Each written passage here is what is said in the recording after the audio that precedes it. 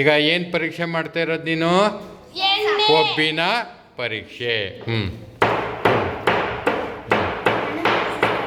ಏನು ಬಳಸ್ಕೊಂಡಿದೀಯಾ? ಏನು ಹಾಕಿರೋದು ಅದರೊಳಗಡೆ? ಸೂರ್ಯಕಾಂತಿ ಬೀಜ ಹಾಕಿ. ಹಾಂ, ಏನು ಮಾಡ್ತಾ ಇದೀಯ ಅದನ್ನು? ಹಾಂ, ಕೊಬ್ಬುತ್ತಾ ಇದ್ದೀನಿ.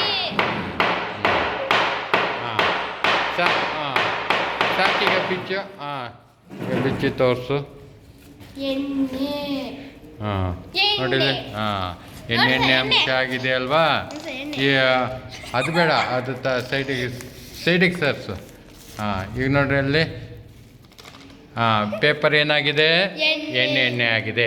ಅಂದರೆ ಸೂರ್ಯಕಾಂತಿ ಬೀಜದಲ್ಲಿ ಯಾವ ಪೋಷಕಾಂಶ ಇದೆ? ಅದಕ್ಕೇನಂತೀವಿ? ಕೊಬ್ಬು. ಅದರಲ್ಲಿ ಏನಿದೆ? ಕೊಬ್ಬು ಇದೆ ಅಂತ ಇದರಿಂದ ನಮಗೆ ಈ ಪರೀಕ್ಷೆಯಿಂದ ಏನಾಯಿತು ಗೊತ್ತಾಯಿತು.